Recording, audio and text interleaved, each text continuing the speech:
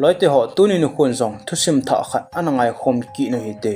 tuni itusim sei deu hi lung sit o omin azon chan ge anangai la chun nami hli long dok o jing ding hi movie ki pena hin pasal chapang khan hi akemu in amin hi Peter hi in Peter hi akonga pan anoi lang si hi paralyze a hi tan achat thei ta pon anu bei zo anu thi zo a ko na hin apa hin adon nom pon asin sa anom ta pon hi che pha chon nu le pa nei lo ho na muna hin Peter jo ga tha lu nin ada la ta na hi hijilai muna hin Travis ki ti pasal chapang khat jong hi omin hijipa hi akiwa thima hi in ama hin lekha hin miliam asiam ji in bola ki chip pi ji in hi ti jona ki chemin ehile hi ti aki chip lai ta jon ama sanga len pasal khat ne athau khat ni a chip hin hijipa jon Travis jo vo oding ati in ato pha in avogotan ehile hi ti avo ogo lai ta jon Peter in hijipa ko ma jon hey ipidinga mi na mo bogon hamati en ahovin ehile hijipa jong so lung a hangin sung khan he kela in Peter kom lang jon a chi in Peter lu chang ta cha het pi tan ehile Peter lu akon jon thisan hi ahung long do jing tan hi tia thisan ahung lon do phana jon hijipa jong jon avu na na awanga jon ale ki chatan akicha dan Peter in amu phana jon hijipa ko ma jon hibanga kicha ding chu ipidinga nei het kho ham nei vo kho ham ati en ehile hijipa jong jon sebe ding jong a hapon athisan ahung lon do cha ve en ehile kicha pe esi jing aka pumpu ma jon Peter ko ma jon ngai dam akithum ta nei hichini ko a Travis a thoding pet Peter in ahung hu do ji jon Travis jong jon Peter chu ngai lu na hi nei tan hichini ko a kon chan amani jong loi khat hong hi honin ahung ki bok man ta nei phachom khat sawai hin a na paw a father pawin Travis chu chicken leg piece ani ading hi a hin choi pi tan a hele ama jong jon Peter chu pu phin Peter chu to ani khomon ta nei hi che ne jo hone jon amani jong aki chem honin a hele aki chep na mun hona jon Peter hi akyang chat thelo wheelchair abo chat ji a hi ji jon ama jong wheelchair jon aki to le le in a hele mun khana jon hi che a wheelchair chu anung langin ahung ki tol tan anung langa ahung ki tol jon ama jong jon nga ading ati in a hin anga theimo mong ta pon eti jon aki tol in a hele ama jong aki chatle a jingin ama wang phat phat na jon mun kha jon thing khan hi akang jon a hin tat khatan hi che jon ahung ki nga ta nei a hin la chom kha zo hin nupi khan hi a hlai phein nupi nu jon hi lai vela ho ko ma jon ki chat ta hin Peter tuilai na kile lu ta ye tin a hin samtan a hele hi lai vela ho jong cha ki cha thei hle jeng ovin a pe na jon ama hon jang aga vevin a hele hi che jon Travis jon Peter chu tuila kon anal do in an hu da in tuipam la jon ana pui do in hi chinu kha ko na hin amani ki ka en kingai lu na sata in ahung tan Travis in jong Peter hi angai lu hle jing tan Peter in jong Travis angai hle jing tan Travis in Peter a bol thelo ato thelo thil zo se a hin boi pi en hano ding hen lang mai phi ti hen lang chule jingka e tha adi hi jong le hi chan ge jon Travis hen a hin boi pi ta na hi cho keu chuloven jingka school che ti teng le Travis hen unit form of one pe in school ading in a puin school ki hen ting jong le hin a hin le pui ki ji in akingai lu nan dan chu a father pa na ve in a hile ami hi along do jeng in a father pau hi chapangai lu ta kha che hin mi phata kha jong che hin amanin jong father pa hi alung sin honin angai hle jeng honin edition phana chi in a hele pha chom lo ka hen a father pa in thina a hin tu ta na hi hitia father pa thi a ko na jon amani ading hen aboi hle jeng en father pa dam laya father pa jon amani hina sata anaboi pi ji che hin athi zawa kon jon aboi pi ding a be ta pon ta pon hicha kon jon amani chang hi ahung ki sin sa honin ti jon phana che en a hele kumtam pi zawa hen amani jong ahung go tlangon ta na hi zan khani amani jong alup namun hana jon ki jam hon tan Peter jong jon achung lang cha ve en a hele achung lang a jon startam ta pi ki be hi che hen aman jong hi cho cha ve en a hele father pa cha hin ngai tan alung ahung hel tan Travis ko ma jon father pa he ngai a tle jenge lung hel a tle jenge mi pho wang hi angai ding ki thlasam lo a hi etin asijin a hele Travis jong jon hengi ngai a tle jenge ole nang jong hin ka changsa hi chilai mo na hi neida hla kit gon hi tam tien asijin a hele Peter jon aga anui sanin aloi pa Travis ko ma jon ipina ka da hla ding ham ka wheelchair le nang ka da hla lo hil jeng din hi e ka che na ka ki pui din hi etien ase jin a hele hitia Peterin Travis koma ka che na ka ki pui di hi ati chu Travis yen a hin khutlum hela ki vop dinga agial si chun a tha anom hle asengin iti ren ki pa ta hin a ki chol do han ta na hi Jingna ko a hong hetan jingka hen amanin jong benga sumla do de tio hanen bengmun lang a zone hantan counter mun a hlun hanajan counter a tono in slip khan hi a hin petan he chu fill up de tianin Travis chen ken fill up nang atn a fill up na chen he chu fill up na ding ho a chen drawing a siam tan counter a tono in amu phana chen alung a hang hle chengin he chu te ni wang ha kingan si a hele a i tia a bol do hon lo de atn a thu chu adong in ama in a fill up pi in sum a hin kila do hanen a now in mulang cha hinjon kin hantan a hele hi cha chon nunga mel hoi ta mi ni hen social service certificate kila ding a hen hi chlai mun cha hinjon hantan Peter to hong ki mu to wa chon Peter in jong certificate cha pin amanin jong sum a pyonen a kile kin hantan a hi a dan hi Peter hen hi chi social service certificate hi a hliam hi in ama hen a hliam hi azu a hi chi azu na suma chu ne le cha ki cho wa hi tia chu in hu a hin manu chu a hi in a hi Iti chan phana che chen a hele ni khan hi ichlai mun a hin government ho ya che tawin Peter to hong ki mu to win government ho chan Peter ko ma chan ichlai mun a mi hi a hlomin chuti lawa donation jong dei bang a hi zo pon hi chi je chan government ho hin pi do tan tin a seitan a hele Peter in government ho pi do ding chu anum ta pon iti chan ada pi ta na hi chi orphan hi private na ki bola hi in anei pa a hin boldo pa a father pau hi ama ho niawla ya thi che hetan a thi zawa aban abol be di om ta lo zin Peter le Travis yen na saten pan an lahanin hiti chon phana che in a hele ale nungi hone hen boina i ma cha le helin ichi orphan hi a hin che pi zo hane na hi Peter alungel hen ama hen a father pouch a gelin a hele a father pouch mi phatta an hi jechen a father pouch in jong gen theita sum an hol jechen ama jong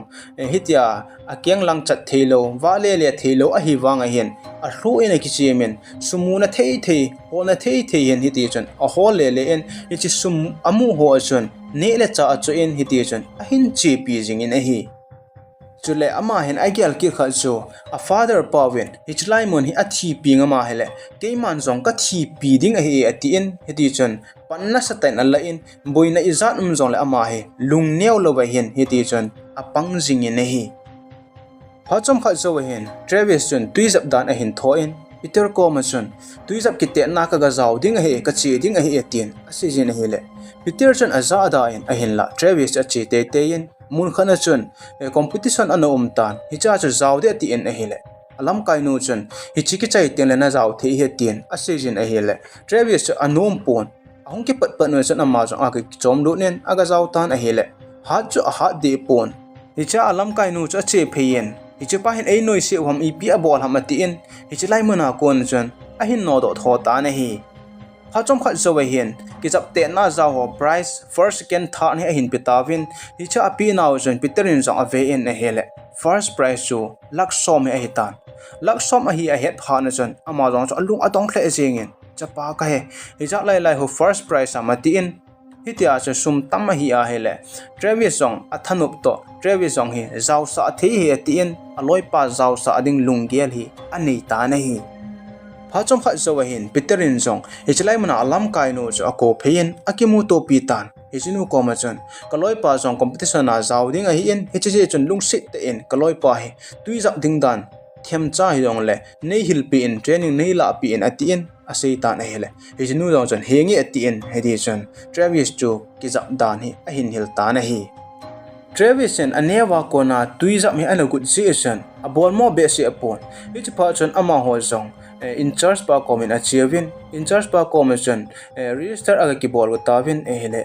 ama ho chu minute nga na ge je mu chu hitan timing chu ana ki chai a hitan in charge pa chun to ai time ki chai hitan hi thailo ding a hitai a hin ti pi tan a hele mo cha lung kelo no mo le sing ovin in charge pan jong adal hatan amon jong antel phe ki in Peterin jong ai poi lung si te in nei zaw sa ina ka ti in a hin la in charge pa chon atime ki chai ta ya ti in lifa chun a chi in ada tha tawin a hele Peterin jong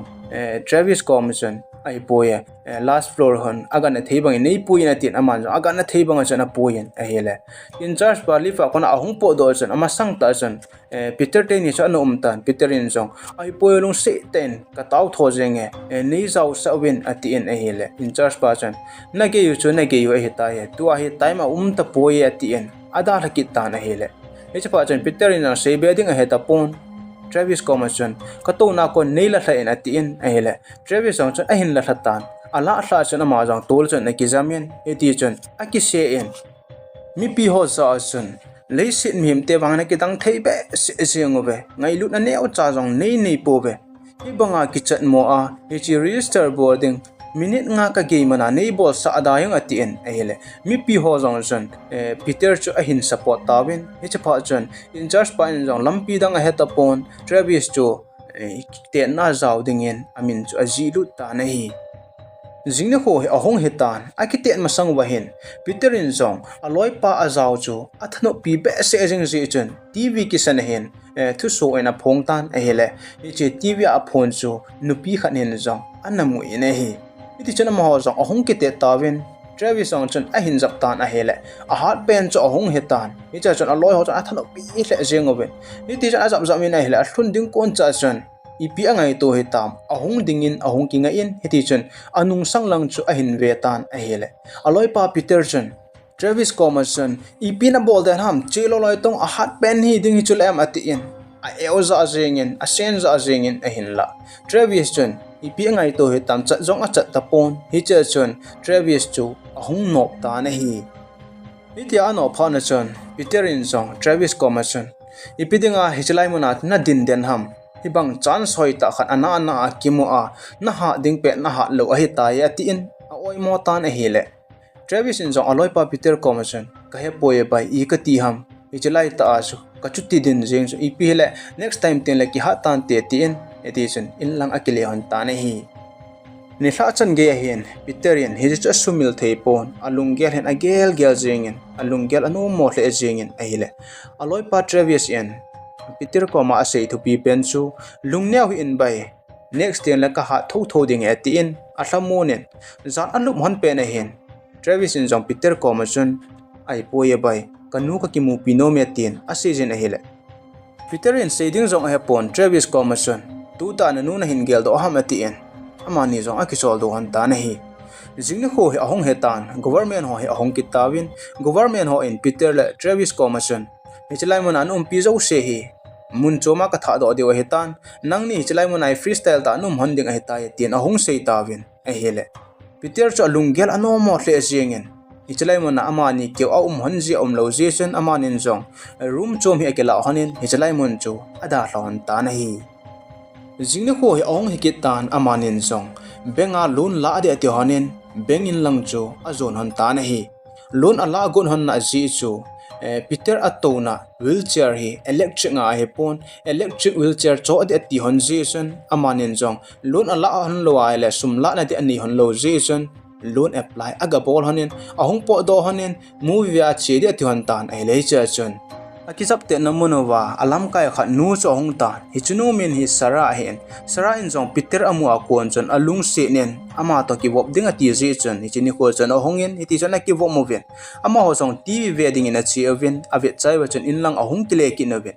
in ahong hlun chom kha zo chon nu pi khan hi chala in mun chon ahongin Travis Commerson boy nanu ka he atien ama puya ahong dan ja seitan a kaptan a hele Peter in jong hijino pino Commerson na cha hi hilo ipi proof na nei hamatien a hele hijino pino jong chon lim lui khat Travis aneu lai alim ke la pi chu a hin bet sa tan a hele Peter in jong nu pino Commerson hichili ma chu na cha a hi hilo ipiti ka het chen ding hamtien a seitan a hele no pino jong so alung a hang tan aka pumachon Peter Commerson kachapa he so la kola na man ki so le sa hitia na ki ve sa le ji na i nda ni chona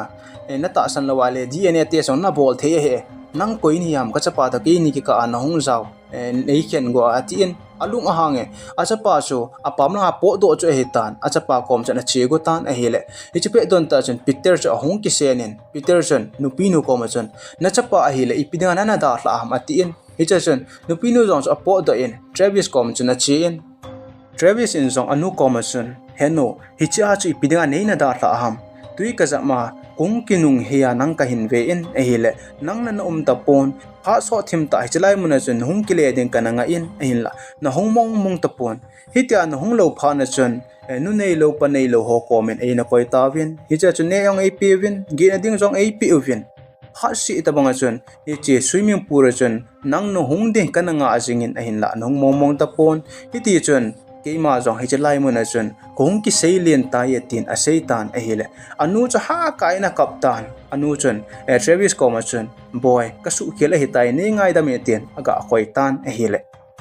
Travis chun anu khu cha thing hla en aka puma chun Peter komlang chu azun ta na hi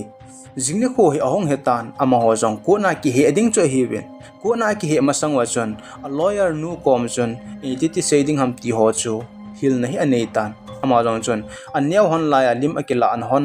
photo ho chu hi cho proof ania hi cho a cho pansana seiding ati in ama jong ko na hong ke a hen a lawyer nu chun ama ni hi anyaw hona ko na hong ke bo mai honin tuwa su khending hi thil ha sa he tin a sejen anu lawyer pa jong cho hong ding do ki nen ama chun na thil sei ho cha di na hi jong le eche new laya swimming pura anu a hol mo a anu en ada tha zo chun anu akile kinin a hil eche chun Travis anu tapon a lo pha cha man jong a hol vel jingen mong tapon hiti amu lo pha na chun missing le kha hi a ji in report na bolin hicha jong chun amu di pui atin hichi missing le kha a ji na le kha jong chu ama chun a hin choi kinin Travis anu in aneu laya hol na theya an hola amu lo mong pha na ana don lo ale nunga tv a hin mo a hong ki pui chu ep a se na omem tina seyin chule Peter orphan mana a pe nova certificate thlem asima azua hicha orphana ho anawa adan ailawale nela cha ana to ajidan thu ho jong chu a hin seitan a hele hicha chun Peter in jong seibeding jong a hapun alung anom mo hle jeng ne hi ni hla hi ahong hetan ama hon jong noodles a ki honovin tuita chun anetavin a hele che pe don ta chun Travis anu cho hong lutan Travis anu chun ne tuita ata he Travis ding chun a hin choi pe in Travis koma chun boy ne tuita ata ka hin choi pe atien hele Travis chun ka ne lo ding he hicha kon ki po doi na tien hele direct nga chun Travis anu chu Peter chunga chun alung a hangin Peter koma chun nang chapang ta ata ya ka chapa to ka ki to lo te ding he ta nang he ka dip lo ding he tien avogo in a chi phetan a hele Travis en anu koma chun hichu ko upa he na khoya hela phalo ding he tin a hin seitan hichu pa chan anu jong sei be ding a he tapon ada la ta na hi Peter in jong Travis en hitia a hin sei chu again a hele Travis e kilangin apang na ya tin akipa atle jing ne hi Peter lunggela hen Travis en eida la kha en te atin Travis Comerson jingna ko tiang le nanu ko man ding ham a hilawa hele Peter ke ko man ding ham hinti talyaw ep na sei ta dem tin adong tan a hele Travis in song ep izo ki sei ding ham nang ko ma kum hi ding ham nang ko ma kum de ka ti de atitan a hele icha chun Peter cha ki pa na chu asang che ne hi jingna ko ahong hi ki tan ama ho jong kut lam zon ding na che tawin hicha chun Travis aga po do tan Travis apo do ka chun Peter le Sarah cho na satte na kholim hanin hele gala kon chun Travis in jong ave in hele chiten ni ho akilung sia hi ane ati en alungya anom thim tapon ko sunga ahungom wa hen ama sape na hen Travis anu chu thodo na hi ane tawin Travis anu koma chun Travis aneulaya swimming pura na da tla alon aji chu iphiam tien adong tawin hele Travis anu in jong a hin seitan hicha ka da tla alon aji chu keima en kachapa chu gift pe ding ka ti hi en hichi gift ding kagala ka chun kachapa hi anom tapon keima jong hol na thei kolin kamumong mong tapon hichi pa chun apam langa po do kha to hinte ka ti en keima jong apam lang ka ga holin a hele ama chun apam langa ka po do ka hol ka chun asung chun ein hol ki nen hicha khung ki mu to han lo pai pai a hi ta ye tin a seitan a hele just pa jong chun a phai a ti en Peter cho phat man hin pikit tan Peter in jong henge ama cho anu ta ta hi na ye he jong le anewa ko na ada la hi en atien ane hona ko na ahong ki bom hon ahong ki ngai lut hon dan ahong ki sin sa hon dan thil zo se cho a hin sei thatan a hele just pa jong chon atan la ji a he tapon atan la ji a he lo phan chon aman jong thu chai na dingin tu a he Travis ama he pitlatau te ama he anu ko ma no ma he le ding Peter ko ma no ma le ding he atin Travis aga adong tan a hele Travis chun direct a chun anu chu hin ko in kanu ko ma ding a he atin a hin sei ta na hi anu a hin ko chun asunga to hos alung adong hle sing ngawin Peter jong chu alung kyan anu mo hle singin Ichini ko a lawyer pass a hung ding do in a lawyer pass and just pa commercial ai po Travis chu kisu mo thim hi in Peter a ko na anu ke ko kha hin te ipi la khat ve hindong phakit te min atin a hele just pa zong chun Travis commercial ipi hele phat chan lungin gelin lang seyin a hin te tan ama zong chun kalung ka gela ka sei chulam kanu ko ma kum de a hin te tan a hele icha chun Peter ding a chun imacha sei be ding zong a tapon alung gel anu mo hle singin iti chun Travis chu anu ko ma dingin tan thla na hin nei tawin alang khana anu akipa hle singin atha anom hle singin hi jingni ko hi ahong hetan jingni ko hin Travis a in ko te chun Travis chu ahong pui go tawin ita che go lai taw chun Peter in jong Travis ko ma chun nanu na ngai a hi in nanu comment chi in lang phat chan hin ho hin mang ta na tin awai hla tan a hele Travis in jong Peter ko ma chun nang ku pa na hi in ke chi na hung ding he ngin thakhan chi he te tien a ko tan a hele icha chun Peter chu anom tapon lampi dang ta lo je chun Travis jong a in lam zonin a chi tan a hele in a hluna hi in ko te chun kum tam pi zowa in phalowa a hi si chun amon jong na sata en welcome ana bolawin ana lemwen ne tuita ta hi ani sa ta we na hi Travis a in ko te hen restaurant khat jong a honu chu hi in a jinu kha hen ama hon jong restaurant anga tawin hi cha chun Travis jong chun restaurant na thil ne naw plate ho chu sop le ta na hele plate kha chu hin le thla kha tan ite a le thla pha na chun anu jong chu chi phein anu chun bo hi cho he pi nang bol nga yam ka te nup ten in chi nang ki chol do to khon tong na we ta we nga ti en hele Travis jong chun henge ti en ada la ta na hi alang khana Peter jong Travis in ada hla zawa kon chon a chang se abo a hitan imacha abol thilo ji chon aman jong mi a ki hire tan pasal khan hi a ki puyen a hele echipa chon jeng ka ten ha not pe ji en ama ai phone na li ma hi ji chon dei bang jong ha jong not be pon chuti lawa thil ane ding ho jong ki chang te na kam jong a su lut pe ji pon ane sa pon a hele Peter jong hi cha chon aloi pa Travis in gel do in Travis banga eilung sit ei ngai lu ei khotu ding a po ye tin agelin alung gel anu mo hle jing in hi jingni ko hi ahong hetan sara hi mun choma ji a hi je chun pha ni chan chu kimuto lo a hi tawin amazon ne kha ne Travis to restaurant mu kha chun ahong kimuto tan amani jong kimuto hana chun sara in Travis ko ma chun no loi pa Peter chu dam hinam pha hinam atin adong tan a hele Travis chun Peter thu him chu aza anom ta pon alung a hang tan icha chun sara in jong agelin a hele echite ni wang hi atum tuma manai tan te tin agelin amazon chun Peter chanding dan chu agelin a hele alung gel ano mo hle jengin itia da hla na da hla ding lam heleng keiman Peter chu da hla ponge tin a season edition Travis Commerson nania wa kona nanu nan da hla zowa kona Peter to nong kisin hana loi kha nong hi hana nong ki vom hana na le nunga hitia na loi pa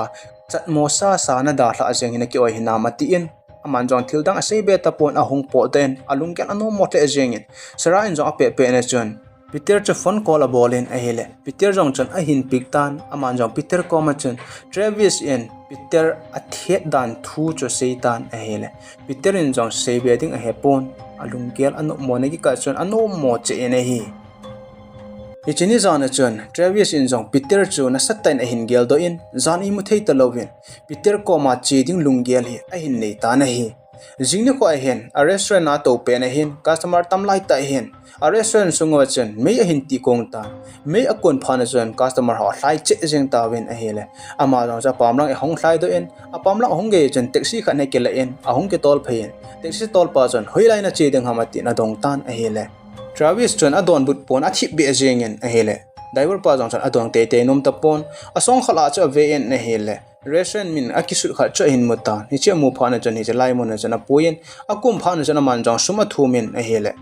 Travis in jong debit card khan hi a hin pitan ama jong chun debit card na sumga la ding ati in aga boltan a hele achi thei tapon ave in a hele koi debit card mala chun kichip no hi an hi ta iche phan jan driver pass alung a hangin a hong po da in vo ding ati in a hele angol thim a hi akiwa thim a hi a hin het phana chun lung hang ta chun vota lovin gari akimanin ada la ta na hi Travis in jong akim vela cha vele len a hele trolley khani a hin mutan ichi amu phan chon aloi pa Peter cha gel to in Peter asot banga chun cha son phein ama hen a umna luyu mun chu a het a hi in adang I ma cha he lo che hin china te he lo phan chon ichi ana umna lui mun cha zon tan amun atluna chon ichi la in chu anaki phetan ana sithla jing tan ama jong chon a vele le in chuna te he lo phan chon ichi la agi jina room chon mun chon aga gi ta na hi Hichini zana chun Travis a in kote chun mun tin chu Travis chu a Halloween a hin la mong tapowin hiti amu lo mong phanwa chun Peter chu phone call a bolowin adong tawin hele Peter chu alung ahang khle isingin Peterin Travis anu ko ma chun ni khat veina chapa na hla so atua velan hla so ki na I na le pharchan ki ve tup tang ati in phone call cha thapi in aman jong Travis chu phone call bolding ati in a hin la aman thu aza aji chun alungel asang ba se jing hiti chun khohel we hin akizam den ta na hi alang khana Travis jong alup non na lui chun akizamin achunga star ki bi ho cha ve en zan khana kholim hon chu agel to in alung a helbe se jing en ha ka en akap ta na hi jingni kho he ahong hetan Peter cha ahong khang tan a hele lo ina chun anu tan ahung kha kha chun Travis hoya hitam a hin te tawin hele ama jong chun ka he poye Travis chun hol mo owa hele ko na lui lang ka vele chun mai thi hetin at seitan a hele a pe pen cha in ko te jong chi langun cha che tawin a hele Travis chu ata ba ba na ka ki mu to pi tawin ama hon jong in langin apui tawin hi piti chun phana che che in a hele ni khan hi benga lun ala hana electric wheelchair order a bol hon chu ichini ko chun ahung hlung tan ahung hlun phana chun Peter jong chun hichi atol dan a control dan ho cha kichu tan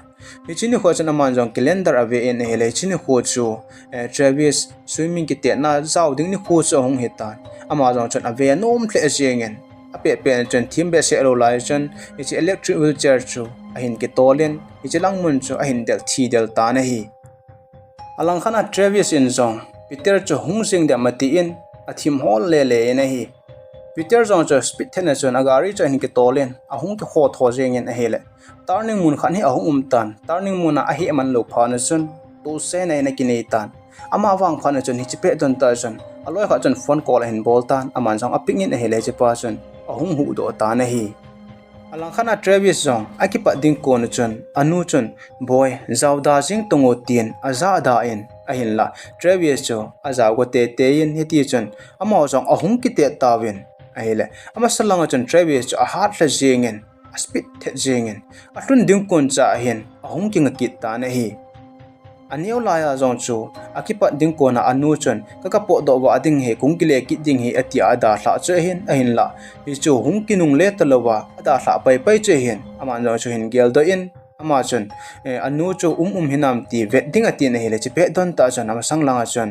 aloi pa Peter chu ahung hlung tan a hele aman jong aloi pa Peter amu chun Peter ko ma jong ka ha tho ding hetia anaki tep ma hi ji chun ama jong chun anu chu don to lo chun apan phaki tan a hele hi cha chun ahung nop ta na hi Travis aloi ho chun Travis hi chlai competition na he a hat ta ka se a zawding he ativen akipa api wen a chu thla jeng oven Travis song apam lang ahung po da in heti chun aloi pa Peter kom chun a chi in Peter kom chun ngai dam ki thumin Peter kom chun a hi poye tunya ko na hi nang ka da hla loading na hi ta ya ti in a hele Peter jong cha tha nom thla jeng heti chun ahung ki zo do ta wen a hi hi chain a chi sa ahung ki mu in aneu laiwa hi chlai mun hi apat na langa tuila akile hla na mun che hi in iti tuila akile hlam na ti diwa hi in ichi veleu chun icha thinga akitan pe na hin Peter jong hin lung agelin ichi hola hi lung si ngai lu jeng demo atien ama dinga alung si angai lu a kho sa ding a lawa hele a hin ji jong lo che hi tan ichi ji chun aman jong ichi a he lung agel na a he ichi athing akinga na pa chu hung ki pel kha tuila chu nungna ki tol tuila chu kile lut kha cha hen icha kile lut na chun mi khana ga hu da en icha hu do pa chu koi dang a hi pon Travis a hetan Travis chon aga hu da en amazon chon eilung se e ngai lu a nai ati en Peterin jong a hin ko a Travis to ki to ta lung ki to ta aman asin ding hita hin ko man khom pi ding thi khom pi ding tia he lung anagela anaki ngap la pi chu anahi enahi hicha hen present in ahong chikitan amani jong amasa banga chun lung ki to ta hen ahong chang khom hanin ahong khom kin han tan ahong ki wop kin han tan ne khat ni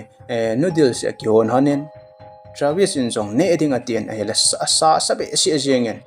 apuma ne thelo je chon amun monin a hele Peter chon a hindu chatan Peterin adu cha phan chon Travis in jong ne sa de tien akama he lut ding kon cha hen ko cho honging tan ko na hongin na chon man jong ane sa apai tapon akoi thatan a hele Peter chon a chil awal jengen ko na hong tan a hele koidang na hilo sara chon he tan iti chon kipa ta chon khomoven noodles an nevin hin ko nom ta hen a hin mang ta win a hi hicha hen ki pa ta en a movie hi a ki chai ta na hi tu sim hi na ngai no ma hele like share subscribe main bolding in ka hin te me azona chan en ngai jo sin bon cha chen ki pa thu khain sein video tha ahong ki taka sin ananga jingoi te